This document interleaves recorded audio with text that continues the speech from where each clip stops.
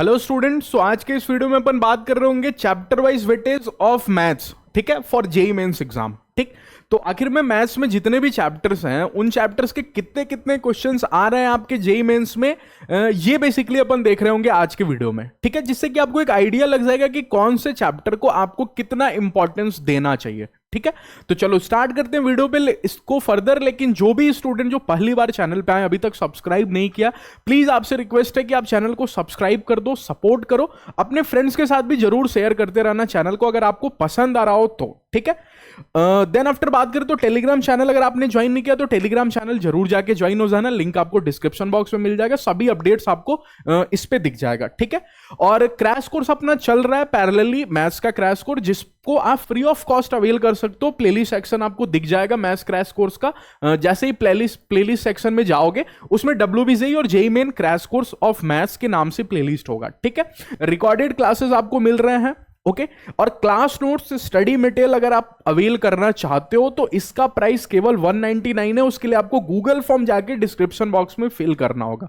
ठीक है, तो आप जल्दी से जाके गूगल फॉर्म फिल कर लो, हमारी टीम आपको ऐड कर देगी ग्रुप में, जिसमें आपको जो मैं पढ़ा रहा हूं उसका नोट्स मिल जाएगा और स्टडी मटेरियल भी मिल जाएगा आपको प्रैक्टिस करने के लिए। ठीक है, अच्छा, अब वीडियो को स्टार्ट करते हैं। ठीक, तो सबसे पहले मैं आपको क्लास वाइज वेटेज समझा देता हूं कि आखिर में क्लास 11th का क्या वेटेज रहता है हर साल और क्लास 12th का क्या वेटेज रहता है। ठीक है, अच्छा, इसको स्टार्ट करने से पहले मैं आपको सबसे पहले समझा दूं कि जेईई मेंस का जो पेपर होता है, आप सभी लोगों को पता है, शिफ्ट वाइज पेपर होता है। ठीक है, जेईई मेंस जो एग्जाम कंडक्ट कराता है वो आपको शिफ्ट वाइज कंडक्ट कराता है। ओके, तो सर इससे क्या हुआ, शिफ्ट वाइज कंडक्ट कराने से क्या हुआ? शिफ्ट वाइज कंडक्ट कराने से आपको यह होता है कि अगर मान जाओ किसी पर्टिकुलर चैप्टर का किसी पर्टिकुलर शिफ्ट में कोई क्वेश्चन नहीं आया, तो इसका मतलब यह नहीं हुआ कि वो चैप्टर इंपॉर्टेंट चैप्टर नहीं है। हो सकता है किसी दूसरे शिफ्ट में उसके मैक्सिमम क्वेश्चन, मतलब ज्यादा क्वेश्चन देखने के लिए मिल रहा होगा। जैसे मैं आपको समझा देता हूं, मान जाओ कोई एक्स बच्चा है, ठीक है, इसने शिफ्ट 1 में बैठा, कोई एक शिफ्ट में बैठा जिसमें मान जाओ पीएनसी का कोई सवाल नहीं पूछा, 0 क्वेश्चन। ठीक, एक दूसरा बच्चा वाई मान जाओ दूसरे शिफ्ट में बैठ रहा है, शिफ्ट 2 का पेपर दे रहा है जिसमें पीएनसी का 3 क्वेश्चन पूछ रहा है। अब ये बाहर जाता है, इससे जेड बच्चा कोई क्वेश्चन पूछता है जो जूनियर है इससे, अगले साल इसको पेपर देना, उसको देखना है कि पीएनसी इंपॉर्टेंट है कि नहीं है। तो अगर एक्स से पूछेगा, एक्स बोलेगा छोड़ दो पीएनसी को, क्यों? क्योंकि कोई क्वेश्चन ही नहीं पूछ रहा। लेकिन वही वाई से पूछेगा, वाई बोलेगा बहुत इंपॉर्टेंट है, बिल्कुल नहीं छोड़ना क्योंकि 3 क्वेश्चन पूछा था। ठीक है, तो जेड बोलेगा तेरे शिफ्ट में 3 क्वेश्चन पूछा था, इस वाले भैया के शिफ्ट में तो कोई क्वेश्चन ही नहीं पूछा था, तो मेरे को क्या करना चाहिए सर? मैं तो जेड हूं, मैं इस साल पेपर देने वाला हूं, तो मेरे को क्या करना चाहिए? आप जल्दी से मेरे को समझाओ।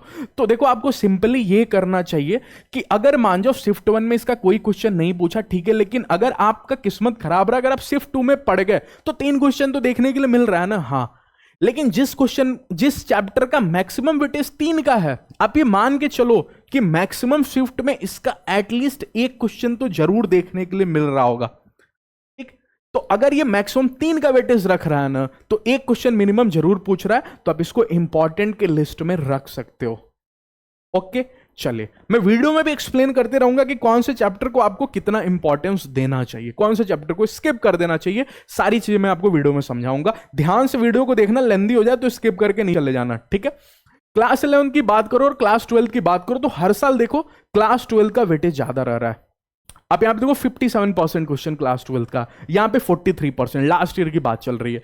तो अगर आप देखोगे ना chapter wise weightage, sorry class wise weightage, तो क्लास 12 का वेटेज ज्यादा रह रहा है। तो क्लास 12 को चैप्टर्स को थोड़ा ज्यादा इंपॉर्टेंस देना, इसकी प्रैक्टिस ज्यादा करना कंपेयर टू क्लास 11 चैप्टर्स। ठीक है, ओके, अब मैं सभी चैप्टर्स की बात करता हूं डिटेल में।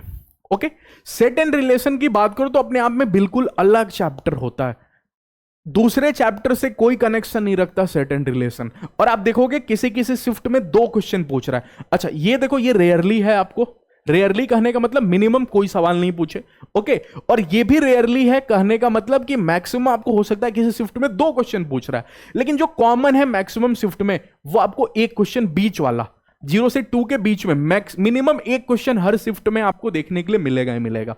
ओके, अच्छा, ठीक, ओके, तो इस चैप्टर को आप इंपॉर्टेंट की लिस्ट में रख सकते हो। क्यों? क्योंकि एक क्वेश्चन तो पूछ ही रहा है और बहुत ही इजी होता है। लास्ट में मैं आपको इस वीडियो के ना इजी एंड इंपॉर्टेंट चैप्टर भी 5 इजी एंड इंपॉर्टेंट चैप्टर का लिस्ट दे दूंगा, जिसको कमजोर से कमजोर बच्चा जो मैथ्स नहीं समझ में आता बिल्कुल ना, वो भी उस 5 चैप्टर को अगर कर लेगा तो एटलीस्ट 5-6 क्वेश्चन जरूर करके आएगा जेईई मेंस में।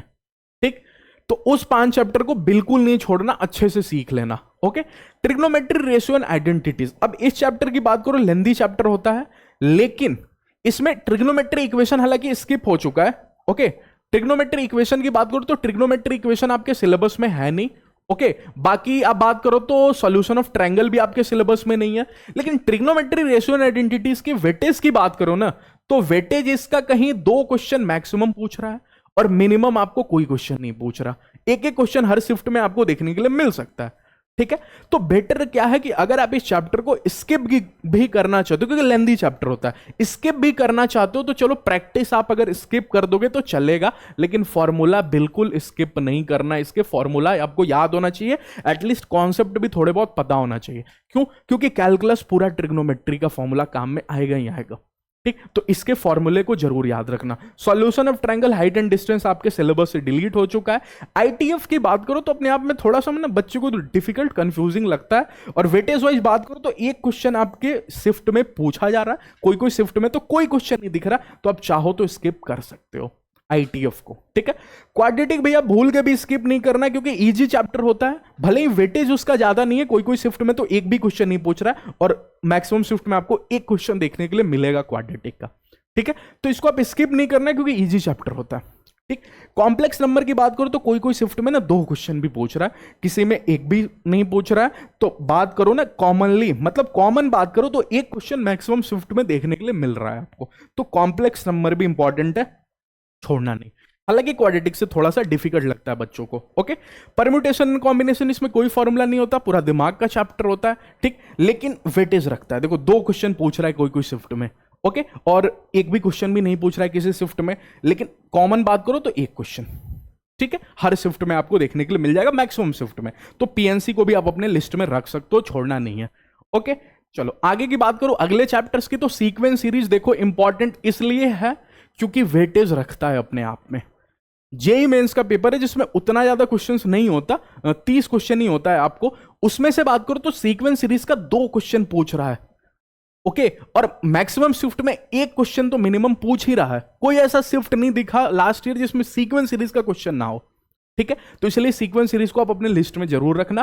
पैरेलली बाइनोमियल थ्योरम को भी जरूर रखना, जरूर पढ़ना और इसकी प्रैक्टिस भी अच्छे से करना, क्योंकि 2 क्वेश्चन भी हार्डली पूछ रहा है और मैक्सिमम शिफ्ट में एक क्वेश्चन तो पूछ ही रहा है। ठीक है, कोई क्वेश्चन नहीं पूछे इन दोनों का, ऐसा कोई शिफ्ट लास्ट टाइम नहीं दिखा, लास्ट ईयर नहीं दिखा। ठीक है, मैथमेटिकल रीजनिंग स्किप हो चुका है। स्टैटिस्टिक्स की बात करो, कोई क्वेश्चन नहीं पूछ रहा है शिफ्ट में, लेकिन किसी किसी शिफ्ट में एक क्वेश्चन पूछ दे रहा है इसका, तो आप इसको चाहो तो पढ़ भी सकते हो, छोड़ भी सकते हो, क्योंकि मैक्सिमम शिफ्ट में ना क्वेश्चन नहीं देखने के लिए मिल रहा है स्टैटिस्टिक्स का। ठीक, लेकिन इजी होता है, एक दिन में आप कर सकते हो। तो अगर आप मैथ्स में अच्छा स्कोर करना चाहते हो तो स्टैटिस्टिक्स भी पढ़ ही लेना, किस्मत सही रहा तो एक क्वेश्चन पूछ रहा है इसका। ठीक है, मैट्रिक्स एंड डिटर्मिनेंट भैया बहुत इंपॉर्टेंट है, डबल स्टार ले लो इसके नाम का। क्यों? क्योंकि किसी किसी शिफ्ट में 3 क्वेश्चन भी पूछ रहा है इसका और मिनिमम एक क्वेश्चन तो पूछ ही रहा है। ठीक, मिनिमम एक क्वेश्चन इसका पूछ ही रहा है और मैक्सिमम की बात करोगे तो 3 क्वेश्चन, मैंने किसी किसी शिफ्ट में 2 क्वेश्चन भी पूछ रहा है। ठीक है, और चैप्टर अपने आप में इजी होता है, उतना डिफिकल्ट नहीं होता। ओके, तो आप इसको लिस्ट में जरूर रखना। फंक्शन की बात करो तो स्किप इसलिए कर सकते हो क्योंकि भैया बहुत लेंदी होता है। ठीक है, और अगर आपका किस्मत खराब रहा तो कोई क्वेश्चन नहीं मिलेगा फंक्शन का। पिछले शिफ्ट में, बहुत सारे शिफ्ट में, 2-3 शिफ्ट में फंक्शन का कोई क्वेश्चन नहीं मिला, तो इतना बड़ा चैप्टर बच्चा पढ़ के जाता है और कोई क्वेश्चन नहीं, तो फिर थोड़ा सा लगता है यार कि हाँ बहुत मेहनत किया, कोई क्वेश्चन नहीं पूछा। लेकिन किस्मत खराब तो 3 क्वेश्चन वाले शिफ्ट में बैठ गए तो फिर पछतावा भी होगा। ठीक है, तो थोड़ा बहुत आप रिस्क ले सकते हो अगर आपका मैथ्स डिफिकल्ट लगता है आपको, तब मैथ्स आपका स्ट्रांग सब्जेक्ट नहीं है तब। अगर स्ट्रांग है, मतलब आप इसमें स्कोर करना चाहते हो, तो फंक्शन को भूल के भी नहीं छोड़ना क्योंकि 3 क्वेश्चन भी पूछ रहा है। ठीक है, एलसीडी, लिमिट, कॉन्टिन्यूटी, डिफरेंशियबिलिटी बिल्कुल नहीं छोड़ना, इजी चैप्टर होता है। और देखो 2 क्वेश्चन भी किसी शिफ्ट में पूछ रहा है और मिनिमम एक क्वेश्चन तो मिनिमम पूछेगा ही इन तीनों चैप्टर से मिला के। हालांकि कॉन्टिन्यूटी और डिफरेंशियबिलिटी का ज्यादा क्वेश्चन होता है क्योंकि इसी में लिमिट आ जाता है। और काम की बात यह है, मजे की बात यह है कि कॉन्टिन्यूटी और डिफरेंशियबिलिटी समझ में ही नहीं आएगा अगर आपने लिमिट नहीं पढ़ा तो। ठीक है, तो पढ़ना तो तीनों पड़ेगा। ओके, डिफरेंशिएशन की बात करो तो स्किप कर सकते हो प्रैक्टिस। क्यों? क्योंकि वेटेज उतना नहीं है। एक क्वेश्चन किसी किसी शिफ्ट में, लास्ट ईयर तो किसी भी शिफ्ट में शायद डिफरेंशिएशन का क्वेश्चन नहीं दिखा था, ठीक है, डायरेक्टली। बट इसको क्या पढ़ना स्किप कर सकते हैं सर? नहीं, पढ़ना तो बिल्कुल स्किप नहीं करना, पढ़ना कंपलसरी है, ठीक है, कंपलसरी। क्यों? क्योंकि अगर डिफरेंशिएशन नहीं पढ़े तो इंटीग्रेशन कैसे समझ पाओगे? तो इंटीग्रेशन के लिए आपको डिफरेंशिएशन तैयार करना पड़ेगा, ठीक है। हाँ, प्रैक्टिस हो सकता है कि आप इसकी नहीं करो। तो जिन पे मैं स्टार लगा रहा हूं ना, उसको आप स्ट्रांग रखना, मतलब इसको पढ़ना भी है सही से, इसके कॉन्सेप्ट भी सीखना है, और साथ में मिनिमम 50 to 60 क्वेश्चन आपको स्टडी मटेरियल से, अगर आपके पास है तो, प्रैक्टिस करना है। साथ में इसके पीवाईक्यूज भी आपको 5-6 साल के प्रैक्टिस करना है, जिनमें मैं स्टार लगा रहा हूं, तब जाके आप मैथ्स में अच्छा स्कोर कर पाओगे। ओके, एप्लीकेशन ऑफ डेरिवेटिव चाहो तो छोड़ सकते हो, हालांकि टेंजेंट एंड नॉर्मल इसमें रिमूव हो चुका है सिलेबस से, फिर भी एक क्वेश्चन हार्डली देखने के लिए मिल रहा है, लेंदी होता है थोड़ा बहुत ज्यादा, तो आप चाहो तो स्किप कर सकते हो। ओके, इनडेफिनिट बिल्कुल प्रैक्टिस आप स्किप कर सकते हो, ओके, क्योंकि इसका वेटेज नहीं है ज्यादा, हार्डली एक क्वेश्चन देखने को मिल रहा है, किसी किसी शिफ्ट में एक भी क्वेश्चन नहीं पूछ रहा है, लेकिन ये पढ़ना कंपलसरी है। क्यों? क्योंकि अगर ये नहीं पढ़ोगे तो डेफिनेट इंटीग्रेशन नहीं आएगा, जिसका वेटेज है, ठीक है। तो डेफिनेट पढ़ने के लिए आपको पढ़ना पड़ेगा इनडेफिनिट। देखो मैं समझा रहा हूं कैसे। इनडेफिनिट आप पढ़ लो, डेफिनेट पढ़ लो, लेकिन इसके 50 से 60 क्वेश्चन प्रैक्टिस करो। इसके प्रैक्टिस करके कोई फायदा नहीं है, ठीक है, क्योंकि इसका उतना वेटेज नहीं रहा है। अगर इसके आप नोट्स के भी क्वेश्चन एटलीस्ट खाली सीख लेते हो तो काफी है, एनफ है। अगर आप प्रैक्टिस करना चाहते हो इन दोनों में तो इसकी करो, डिफरेंशियल इक्वेशन की प्रैक्टिस करो, क्योंकि ये इजी चैप्टर होता है, और 2 क्वेश्चन भी देखो कई कई शिफ्ट में पूछ रहा है, मिनिमम एक क्वेश्चन तो आपको देखने के लिए मिलेगा ही मिलेगा, ठीक है। इसकी प्रैक्टिस करो, इसमें भी मिनिमम एक क्वेश्चन देखने के लिए मिलेगा, और छोटा चैप्टर होता है, इजी चैप्टर होता है, तो एरिया अंडर कर्व। ओके, देखो मैं आपको कैसे समझा रहा हूं कि किन चैप्टर्स को आप केवल पढ़ो, किन चैप्टर्स को पढ़ो भी और क्वेश्चन भी प्रैक्टिस करो, और किन चैप्टर को आप स्किप भी कर सकते हो। ओके, स्ट्रेट लाइन इसके एक क्वेश्चन पूछ रहा है तो इसको भी आप इंपॉर्टेंट चैप्टर के लिस्ट में रख सकते हो, ठीक है। अगर आप मैथ्स पे उतना ध्यान नहीं देना चाहते हो तो सर्कल, एलिप्स, क्योंकि इसके हार्डली एक क्वेश्चन पूछ रहा है और कई कई शिफ्ट में ना क्वेश्चन भी नहीं पूछ रहा है, ओके, इनको छोड़ सकते हो। हाइपरबोला को छोड़ सकते हो, हाँ, पैराबोला को पढ़ लेना, क्योंकि इसके एक क्वेश्चन ना शिफ्ट में आपको देखने के लिए मिल रहा है और मैक्सिमम 2 क्वेश्चन भी मिल जा रहा है। ओके, हाइपरबोला भी स्किप कर सकते हो। वेक्टर 3D डिफिकल्ट होता है भैया, आप अपने अकॉर्डिंग देख लेना, ठीक है। मैं तो इंपॉर्टेंट के लिस्ट में रख दे रहा हूं, वेटेज को देखते हुए। वेक्टर का देखो 2 क्वेश्चन भी पूछ रहा है, ठीक है, और 3D का 3 क्वेश्चन भी देखने के लिए मिल रहा है। मैक्सिमम शिफ्ट में एक क्वेश्चन जरूर मिल रहा है, और इसमें एक क्वेश्चन भी मिल रहा है और 2 क्वेश्चन भी देखने के लिए मिल रहा है। किसी किसी शिफ्ट में 3 क्वेश्चन भी पूछा था। तो वेक्टर 3D मेरे लिए इंपॉर्टेंट की लिस्ट में, आपको डिफिकल्ट लगता है तो फिर छोड़ सकते हो, ठीक है। प्रोबेबिलिटी अगर पीएनसी पढ़ रहे हो तो ये भी पढ़ लेना, क्योंकि किसी किसी शिफ्ट में ना इसके 2 क्वेश्चन देखने के लिए मिल रहा है, ठीक है। अब चलो मैं लास्ट में आपको 5 चैप्टर बता देता हूं जो इजी भी है और इंपॉर्टेंट भी है। इजी इसलिए कि इसको आपको ना मतलब अगर इसके क्वेश्चन एग्जाम में पूछता है तो आप सॉल्व कर सकते हो, ठीक है। देखो बहुत सारे चैप्टर्स ऐसे हैं जिसको आप बहुत स्ट्रांग कर रहे हो, सीक्वेंस सीरीज है, बाइनोमियल थ्योरम है, ठीक है, कॉम्प्लेक्स नंबर है, ये सब ऐसे चैप्टर, वेक्टर है, 3D, ऐसे चैप्टर्स हैं जिसको आप प्रैक्टिस कर लेते हो, 50-60 क्वेश्चन पढ़ भी लेते हो, फिर भी आप 100% श्योर नहीं हो कि एग्जाम में जो क्वेश्चन पूछेगा, मैथ्स की बात करो स्पेशली, तो आप सॉल्व ही कर दोगे, ठीक है। लेकिन ये 5 ऐसे चैप्टर्स हैं ना जो मैंने आपको लिस्ट दिया है, इसको अगर आप सही से सीख लेते हो तो एग्जाम में इसके मतलब परसेंटेज ऑफ चांस ना आपके ज्यादा है क्वेश्चन सॉल्व करने के, जिसमें पहला है matrix determinant, weightage wise important है, ठीक है, इसलिए मैंने इंपॉर्टेंट की लिस्ट में भी रखा है, ओके, और इजी भी होता है करना। लिमिट क्वांटिटी डिफरेंशिएबिलिटी ये भी होता है इजी, ओके, और इसका हालांकि वेटेज आपको एक ही क्वेश्चन का, लेकिन फिर भी इजी है इसलिए मैंने लिस्ट में रख दिया। क्वाड्रेटिक इक्वेशन एक क्वेश्चन का वेटेज रखता है लेकिन इजी है, आप 10 से भी सीख के आ रहे होते हो थोड़ा बहुत, ठीक है। Differential equation, area under curve, इसके 2 क्वेश्चन आपको देखने के लिए मिल सकता है, दोनों चैप्टर मिला के 2 से ज्यादा भी देखने के लिए मिल सकता है, 3 क्वेश्चन भी मिल सकता है। 2-2 दिन का चैप्टर होता है, मतलब 2 दिन अगर आप बैठो ना तो डिफरेंशियल इक्वेशन 2 दिन में सीख जाओगे, 2 दिन में एरिया अंडर कर्व सीख लोगे, तो इसलिए इस चैप्टर को इजी एंड इंपॉर्टेंट के मैंने लिस्ट में रख दिया।